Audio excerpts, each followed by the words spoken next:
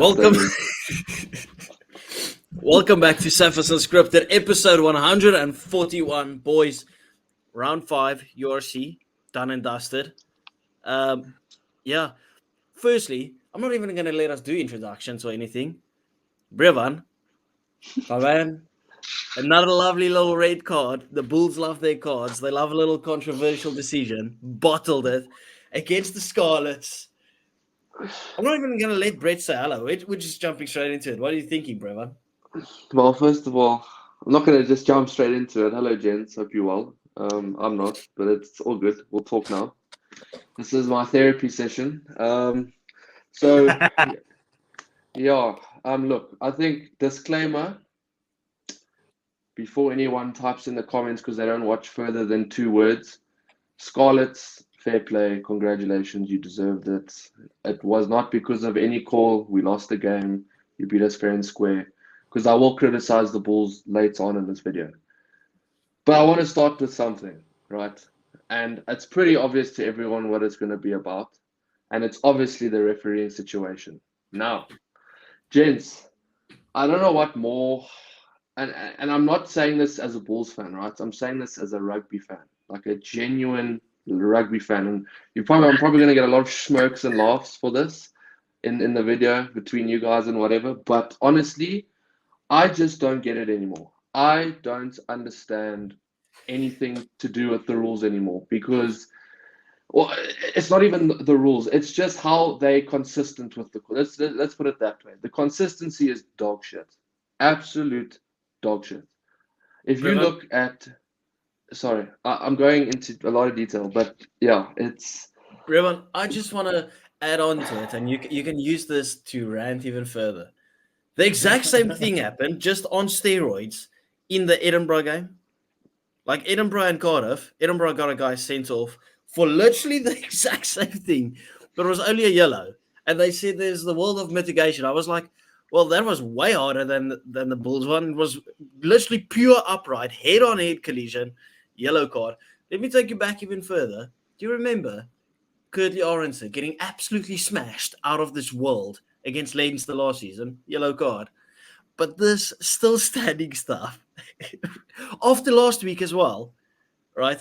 2 red cards in a row. This is going to get rescinded as well, 100%. Like there was nothing in this, literally nothing. How do we expect? I know people talk about Jake and whatever, but how do you expect Jake to just stay calm when these type of things happen week in, week out? And I'm no Bulls fan. I supported the Scarlets this game. I'm happy Scarlets won.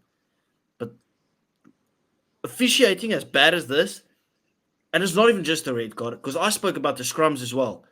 Like, it was ridiculous, this game. It was a farce. And I like calling it out. It's bullshit. I mean, before Brett says his part, I'm just going to say, for example, like you said, scrum penalties. I don't know what more the Bulls could have done to get a penalty in the scrums. I genuinely can't tell. Then I'm going to use tackle on Quibus Visa, right? He's running, no arm, bang, big shot. What happens? Nothing. Not even a card. Nothing. Just nothing. Then we're going to look at the incident where, look, sure, yellow card maybe, fine, whatever. Penalty, high tackle for sure, penalty, yellow card, cool, I'll have that. But if you look 4 phases earlier, right? Yes, I agree. The Butcher Chamberlain situation where he gets hit, he was dipping, 100%, not a red card or anything, but it's 1000% a penalty to the Bulls. That's a non-negotiation. And this incident with Jan Frobela would never have happened. I have nothing more to say. There's nothing more to say to it. And Brett, then hello. Welcome, anyway, hi, welcome Brett, to the pod. Brett, welcome to episode 141. How are you, man? I wish the ladies' Proteas could be on 141 right about now.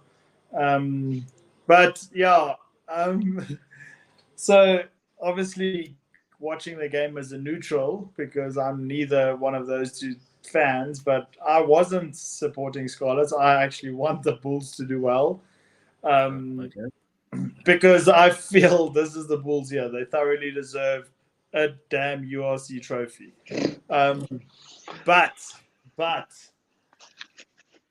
this is going to also piss this oak off a little bit, but 3 rucks prior to the incident, Johan Grobler hit the guy coming on, shoulder to the head, that was completely missed. Like, nothing came from that. I even thought this is going to be a check. I paused the TV, rewinded it to make sure I'm making things up here. Hit the guy with the head, and it was play on. And then obviously the incident happened, which I don't think is a red. I do think it's a yellow, straight, like non-negotiable, straight yellow. Maybe send it up to the bunker if you really think it's a red, but that's definitely not a straight red. But go watch the game again. Go watch 3 rucks before that where Johan Grobler hit the guy. But like I said, Boeta Chamberlain's incident happened before that, even if that is the case, and none of that issue would have happened in our 22 because we would have had a penalty. Like I said, Boeta Chamberlain's tackle on him was not a red, was not a yellow even, but the law states you hit the oak anywhere near here, it's a high tackle, regardless of if you're slipping or not. It's just the rules of the game. Now, cool, whatever. If you don't want to blow that is fine. But then do that in every single other game. That is all we are asking. And Boys, it's at the point you know now what my it's issue as done. well is?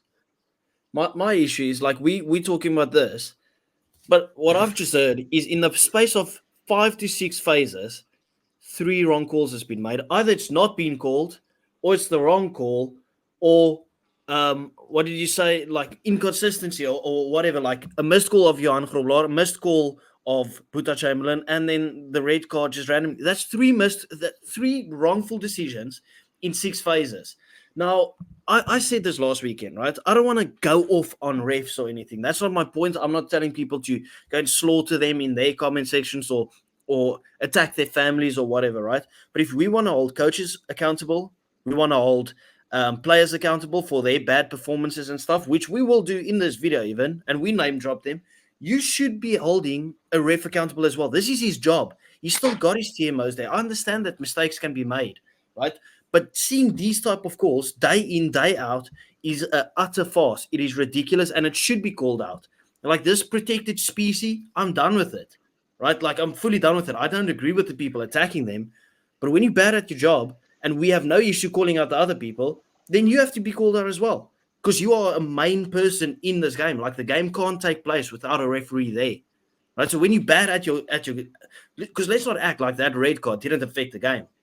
Because obviously the Bulls still threw it away, and that final try, we'll speak about that in a second. 3 Springboks missing a tackle in that final try, ridiculous. But let's not act like that 14 men did not affect the game as a whole after it happened. That's my point on it. It did, but like I'm done speaking about the ref situation because there's no point in dwelling on it. It's happened, and I think players as well. If I'm a Bulls fan, I'm really hoping that they don't go into training with a woe is me attitude thinking they've been done over, because what they did on the field wasn't good enough in the second half. It genuinely just wasn't good enough. And it's disgraceful. Like you said, there are Springboks on the field that are not taking a leadership role there. You know, they're the ones that need to step up when it's tight like this. And it's simple. I mean, he's stepping Kurtley Orense, Kanan Moody, and I forget the third, but genuinely... Ambrose Papier, hand it off. Yeah, okay. It's ridiculous. Like, you can't be letting that slide like that. And yeah, I think players need to go into training this week, take accountability, and fix the second half. We don't know how to play rugby nonsense. It's getting to the point now where it's actually just looking like amateur rugby in the second half, and we don't appreciate that as fans. But that's something that they have to fix. Yeah. Doesn't look like Brett's here at the moment. Oh, okay, Brett's back. Yeah, Brett's back. Is it my Wi-Fi? Yeah, well, you keep on freezing on mine, so yeah. I'm not too sure. But you back now. You look fully normal again. Well, there's frozen again. Anyway, okay. Brett's gone. Let's focus up. All right. Yeah, I fully agree. Right. The Bulls not good enough in the end. Scarlets. I'm not going to take anything away from Great their comeback. performance. Great Right, comeback. because they fought hard to stay in that game, and in the end, right, the ref makes the decision. You keep on playing your game. Like there was no excuse for the Bulls to drop their performance to the level that they did. Scarlets never give up mentality, kept on pushing, and I'm not taking anything away from their victory. In the end, they got it done. Well done. And yeah, Bulls will have to fix up and go again next weekend. Let's move on, right? Okay, we had an absolute dull, wet asshole affair between Zebra and the Lions. I did not manage to watch this game, but I saw it was like 7-6 in the first half and then ended 10-9. Did anyone manage to watch this game? Yes, I, I did. yeah, me as well. Let Yeah, Brett it's go. just one of Let Brett those. go. Yeah, Let Brett go. Brett. Let's hear from Brett for once. First, can we talk about the actual game that I do want to talk about? Yeah. I clearly missed half the conversation. What was the last thing you guys said? That the Bulls must take accountability and Yes. just Also, what I wanted to reiterate is that the rotation. I understand the rotation policy, but I feel like Jake White selected a team based on we gonna walk this team, and yeah, there was way too many changes. I actually agree. Like yeah, way too many, and key players as well. I yeah, don't exactly. fully agree. Why Because Look, I understand rotation, but there's a limit to it. yeah, but I wouldn't say that rotation was too much because when we did the preview for it, I spoke about I feel like the basis is still there. There's still enough quality there to get the job done. Like yeah, there's no Elrich Lowe for instance. There's no Willie Leroux or whatever, right? But on the field, you still had Cameron Hanekom there. You still had Akker van der Merwe there. You still had Kanan Moody, Kurtley Arendse there, and Ambrose Papier was still there. So there was still a lot of your guys that do have experience that has played for the Bulls jersey, and I kind of think that's just where you like tested your depth. Obviously, it wasn't full strength whatsoever, but I'm not going to say that this is not the same rotation as we saw from them last season going up against Northampton Saints at all. Like I felt like this was fair rotation in terms of getting guys some game time, maybe a bit too much, but I still feel like it was fair rotation. No, I feel like if you're doing that type of rotation, do it at home. Do it at Loftus. Don't travel and select a team that's now out of the depths because now they have to prove a point against a team that's hungry to prove a point. So I feel like it. I agree with you, but I also feel like it should have Because been. yours is just purely based on the situation that they found themselves in. Yes. Yeah. Okay, mine was not based on that, but yeah, then I agree. I agree with your statement on that. Yeah. Okay, now we can move on. Okay, talk to us about the Lions Zebra because I didn't manage to watch it. Okay, so obviously treacherous conditions like gale force winds and sopping wet. So the fact that there was any point scored in that game is quite cool. But yeah, the Lions, I don't believe the Lions deserve to win that game. They were the second best team on that field, in my opinion. I felt like having Noamba at 10 on that field with those conditions was a shocking call. They needed somebody to control that game, and like you can't try and be expansive when the conditions don't allow you to. Then why would you select that guy? Because the only reason why I think you select Nohamba is when you're trying to break the line and create stuff, but that wasn't on. You need a slow, controlled fly off that's going to play pods around you, keep the ball rolling forward. Somebody that's so composed, and yeah, the Lions were lucky to get away with one there. Yeah, well, in the end, you kind of just want these victories where you don't even play well, but you just get it over the line. Obviously, torrential rain like that is a great leveler. Like if you don't have the physical upper hand over a team, it's really tough to get the advantage. Like we saw it when we played, for instance, the Wallabies, when it was that type of rain, right? Like that first half was tight. And then all of a sudden we got the physical upper hand over them and then really just took them to the cleaners. Yeah, interesting thing, right? Last season, this exact game, 61-10 to the Lions. But obviously, Turner, but you can't really look into it with these type of conditions. No. Brevan, go. I mean, You're shaking yeah. your head. No, I saw that photo and yeah, you can't compare. No, not Realistically, at all. a dry field, and I think the Lions win that a tad more comfortably. Not gonna lie, but like it is those conditions. Like there's not much you can do really. It's just being able to have the skill to be able to keep the ball, and not lose it forward all the time. But yeah, I think the Lions, like Brett said, weren't great, but a good finish by Edwell, and I mean that's that. That's all they needed. So still undefeated, only South African team still undefeated, and second last team to also be undefeated in the URC, which is good for them. They deserve it. Yeah. They'll take it. They'll take it all day long. Anyway, let's move on. Sharks back at home, beating the defending champions. I mean, what a proper up and down performance. Like certain patches looked really good, and then others were like trash. And let me just give you my opinion on it, right? Because I've called out the Shark system that it's useless. And I think this Shark system yesterday as well, useless, but the names got them over the line. The big boy players got them over the line. That's how it felt. The big guys stepped up. They did the job better in a shitty system than the bad guys can do in a shitty system, and that's why they actually got the victory. They did not look good. Like certain patches, yeah. But other than that, Glasgow had them on the ropes for large parts of the game as well. Obviously, Sia coming back, gets his first try back in the Shark Tank. Let's go to you, Brett. Yeah. Fair scoreline, 28-24. Very fair scoreline. I think that the Sharks are very lucky to have won that game. Firstly, the commentators before the game were talking about how this pack is going to annihilate Glasgow, and the first two scrum penalties went to Glasgow. So that was a bit of a wake-up call to them. Yeah, but then they fixed up, right?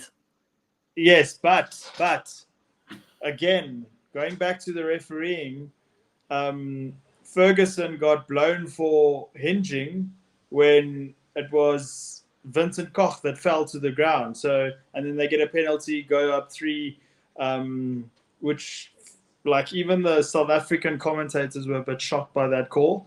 So yeah, I'm not familiar with scrum calls anymore. I thought I was, but these days the guy that goes to ground is apparently the guy that wins the penalty. So we saw it in the Stormers game as well.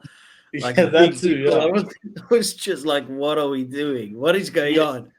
And last year, Apalela Fassi won the most meters gained of the whole URC. And what does he do this game? Catches the ball, kicks it away. Blows my mind. But also, Brett, you wanted to judge him for his meters, mate, because he just caught it and ran forward for a couple of meters. So he watches your videos and now he's deciding to kick it, showing something because he still got man of the match. Like, I'm not gonna be around the bush. I thought Fassi was really good. It was very secure. Yes, he was secure, but in a whole bunch of dog shit, somebody had to get man of the match. Because Glasgow, he's got man of the match. Let him Glasgow was under strength in this game. That was their rotation squad. So I feel like next week when they select their full strength side, you're going to see a different Glasgow when they play against. Oh, let's not hope so. But they're playing against the Stormers, Brett. Let's not hope. Okay. Yeah. Is it in Stellenbosch? I'm gonna go watch. I'll play some paddle. And then you're actually gonna go watch the Stormers game? Oh, Brevan, do me a favor and shut up, please. Well, in the end, right? Like the scoreline is very close, but let's not act like it wasn't 2 consolation tries that Glasgow got in the end, right? Like, but that was a beautiful last try. Oh my god, that's try of the year for me this far. That was a stunning try. Very good try. But so other than that, all the disallowed try from Ulster and Ospreys, but we'll speak about them in a sec. Sorry, Brevan, go. Yeah, like you said, I just like the Sharks were on the ropes in that beginning part of the game. Glasgow looked like they were gonna be quite comfortable throughout the game. And like you said, I think it was just the big players that had to step up and snatch this from going haywire again. I think it's a system that I don't know. It's not working for the Sharks. Something's not working, No. and yeah, if it's going to take these big players to keep on saving you, eventually they're not going to be able to because it will just be that bad, you know. So they Yep. need to do something about that system and how they play. But they'll take the win. They'll obviously take it. It's a confidence booster. But just a question, because I've come across this on, it's not even hit mainstream media, and it might not. But obviously there was a scuffle in the middle of the field, if you remember correctly, with Eben and them and blah blah blah. I saw something that like a still. I didn't remember seeing the fight 100% or the push and shove or whatever, but it looks like Eben's eye gouging the guy. I don't know if you've seen anything about this. No? Okay. Basically, it hasn't hit wildfires yet, but I've seen stills I will of not people be on Twitter. surprised. Yeah, that's what I'm worried about because I personally said it's probably just a push and shove, and that they've stilled the push, and it looks like he's eye gouging someone. But yeah, Well, it could I just wanted to obviously hear be if you guys saw it or. It could obviously be accidental, but knowing how Evan is, it might be the most on purpose, like fake eye gouge in the world. Like he knows he's going to push the guy, but then I'm sneakily going to stab my finger in his eye as well. Evan's a rugged guy, so what? Like probably be banned for what 6 weeks? I'll just I set got out a it couple of. 6 weeks I- minimum. Yeah, well, look, I If need it's to true, see. yeah. Yeah, look, I need to see the footage properly and I recorded the game. It was a replay today. I recorded it. I'll watch it again. I didn't have time today, but I actually want to check this out because if this is not true, I mean, it just carries on with this bullshit that, you know, we are these terrible monsters that ruin world rugby, you know. I mean, it's. I Anyways, mean, no who more doesn't like a bit of sulking. I'm just argy-bargy? grumpy. We, Yeah, we we exactly. saw Buckies, we saw Skulk for years, and they were loved all over the world. Okay, and what did they do? Yeah. They played dirty. It's one of those Skull things. 14, man. Sure, buddy. Anyway, Brett, let's talk. Let's have some fun. We'll talk about a fun team. The Stormers versus Munster. Rugby history made. Sorry, can you believe it?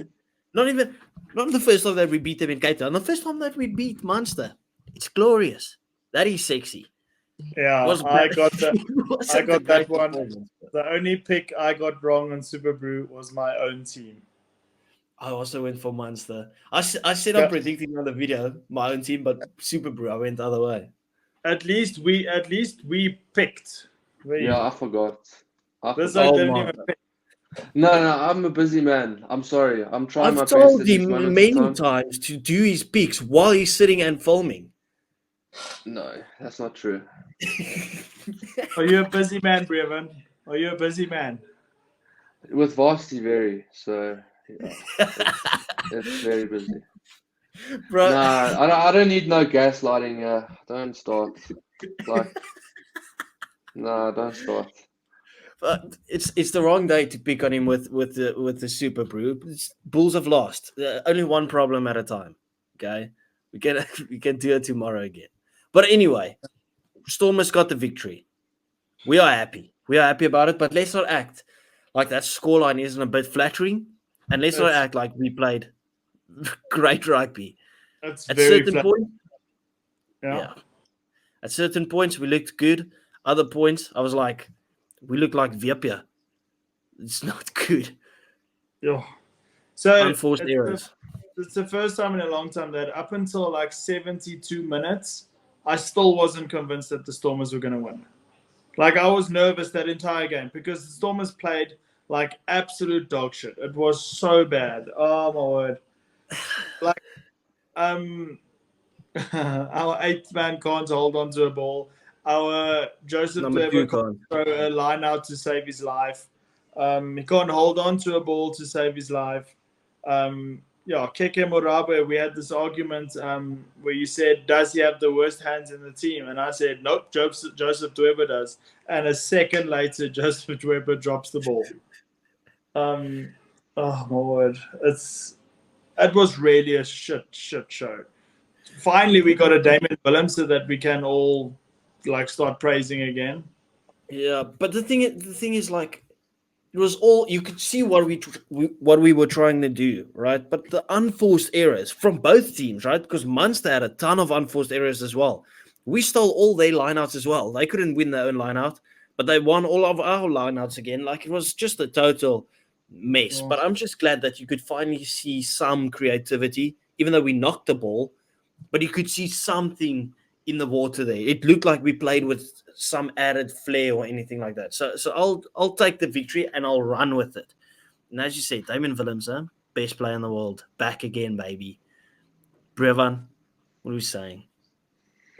Yeah, I mean, you guys will take that. It's a good win. Like, regardless of the moments that you thought were a bit shaky, at least it's a step in the right direction, you know, because we all thought of Munster come here and probably sneak the win again, but credit to the Stormers, they with that playing in the back of their head, obviously they had to perform and they did. And Willems, I mean, obviously not enjoying him at 10 per se, but he did a very good job at what he could. Clutch drop goal, very good drop goal, slotted that very nicely. 100% of the T. Yeah, very good. So there's definitely positives, and I think once Marnie comes back, and you maybe have Willems play, I don't know where you would play him. It's up to you guys Probably to 12. decide. 15. 12. Yeah, I agree. I'd play Yep. 15, but some people 2, but want they'll Kaland, probably play him at but, 12. Yeah. Guys, that's gonna be a headache because I'm a big Dan du Plessis fan. He's not shaping as a captain. Like I think he's feeling the weight of the captaincy on him because he's nowhere. Now actually had a good game. He was very clinical in that game, defense and attack. But Warwick Galant, he will have 2 moments of absolute brilliance and then 20 minutes of what the flip are you doing? Why is he kicking little grubbers straight into players? And then the commentators will defend him and say, if that comes off, that would be magical. I heard that, yeah. And then, but I'm thinking to myself, it didn't come off and it wasn't on. There was cross defense. There was everything like that was just spur of the moment type of let's kick it. So yeah, what Galant is literally the epitome of like either brilliance or very shit. Like in the same game, his game can be like this. So you can see what Warwick does. At the moment, I like Warwick in the team. I would actually go with I would go with Willems at 15 because that's his natural position, obviously. But I wouldn't mind seeing him at like inside center. Just give us a 5-3 split, for instance, on the bench. Have Dan Dupe on the bench if you want to. Ruan Nel still stays at outside center because I don't like Dan Dupe at outside center. Unless we go Dan Dupe, Ruan Nel at center, I'd go Willems at fullback and then maybe put Warwick on the wing if you want to. But I can't see us dropping Zas or Hartenberg because both of them are great. So it's just like, yeah. So it's a tough but a good headache to have at the moment. I think like with all of those options, you can properly like analyze it and go game for game what would be the best for this game and for that game because they all offer you something different. But Brevan, I want to come to you quickly and I want to stay on the Stormers game. What's next for Munster? Do you kind of get the same vibe of last season where they also started slow and then like pushed forward, took it to a new level, or do you just feel like it's just not their season at the moment and you can't really see it clicking? I think if you just look at the team, they have good players, obviously. There's no doubt about that. But I just don't think they have the quality they did last season. I don't know. They just aren't looking the same. Like that clutch factor that they had when they came to South Africa, for example, and the games they won, obviously, it just to get them to where they were. It's just they're not looking the same. And yeah, I mean, they're definitely missing a guy like Atlia. And I know, listen, he didn't play many games for them, but when he did, you know, they were important games and they won games. And you can't doubt the way he's doing for Leinster now would have done Munster great, you know. Massive miss. Yeah, so there's And did Peter O'Mahony play yesterday? No. Or- No. I mean, there's Stood on another the- player that. Stood on the side with a microphone. Yeah, I mean, there's another player you're missing. So I don't know. They need to. I feel like they have good players, but I just don't think maybe they'll have that upper edge as they did last season. So yeah, I'm not expecting them to improve on anything from last season. I still And you think they'll make playoffs, but yeah. But do you think they kind of just scrape by with the playoffs? Like, remember last season, they kind of looked unbeatable at a certain stage. Like, they really looked like no one can beat them. Now it's like we spoke about how shit the Storm was on, and we beat them, and pretty comfortable on the scoreline at the end, right? Like, they just don't look like a tough team at the moment. Brett? Yeah, actually, on that, I don't think they make the playoffs. I think they're the team that falls off the most of all the teams. And reason why I say that is regarding what you just said. The Stormers played like dog shit and got a bonus point win against them. Yes, we scored a intercept try at the end to get that bonus point, but it's still a bonus point against one of the weakest Stormers sides I've seen in a very long time. And yes, the Stormers have 9 injuries that still have to come up, and 3 Springboks that aren't in the team. But that's not an excuse. This is a team that's won the URC. This is a team that's played in another final of the URC. So this is, I don't know. I don't think Munster makes it. I think they're the biggest bottle job of the tournament so far. It's tough to kind of understand what's going on at the moment, because literally last season at the end, they were one of the favorites. They were in the semi-final against Glasgow. They were seen as they're going to win this, and if they have that home final, whether it's against the Bulls or against Leinster, they're going to win the URC. We thought they're going back-to-back.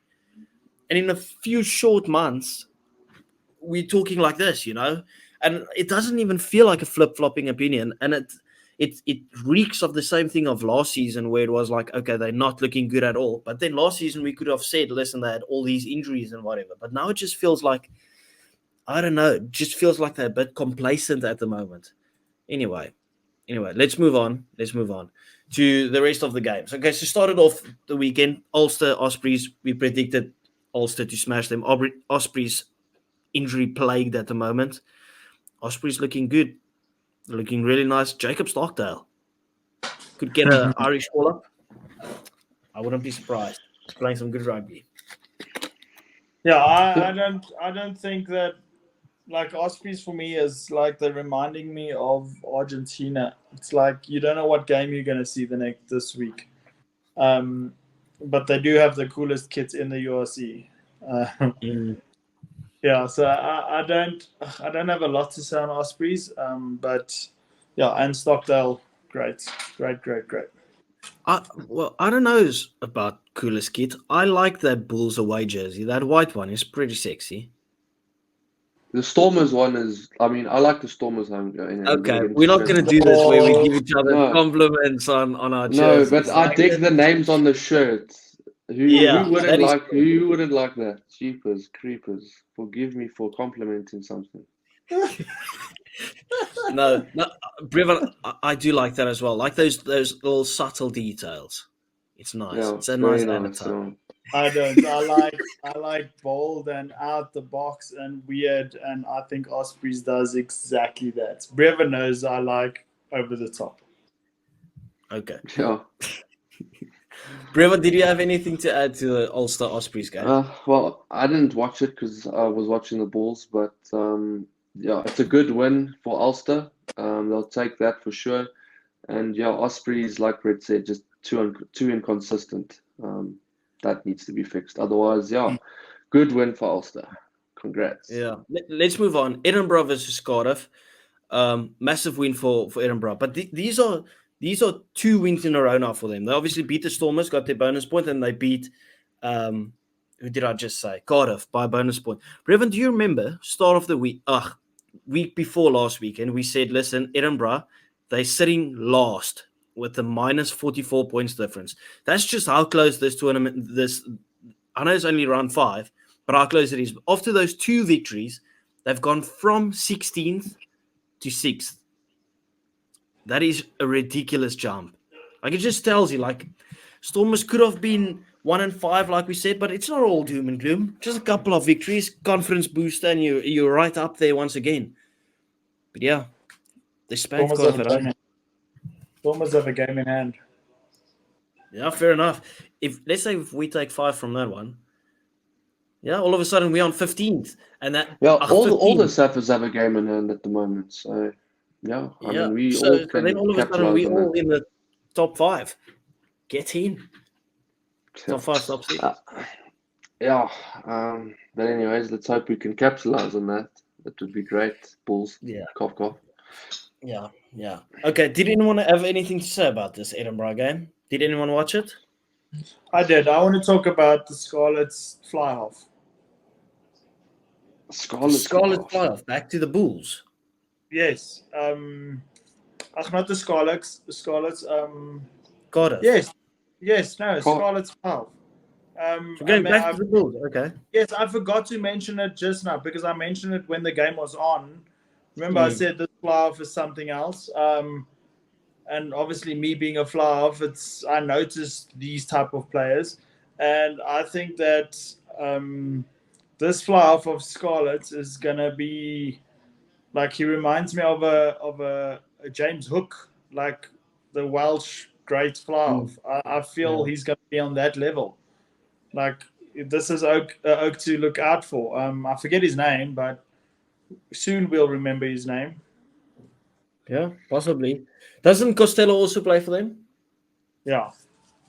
You see, and he's the Welsh fly-off, and he's being benched. He came off the bench. Yeah. Well, interesting. Do you hear that, Bulls? Edinburgh beat Cardiff, okay, as expected. Let's go on. Connacht, Leinster, once again, just clinical, boring, easy. I mean, I don't know if I was just sleepy last night, but yeah, they just scored them. But to be fair, that last game on a Saturday is always a bit of it's like it drags. But yeah, look, I mean, we were maybe in the prediction video saying like maybe Cardiff, they always lose close, but like that wasn't the case this time. And No. I'm sure. Listen, unpopular opinion.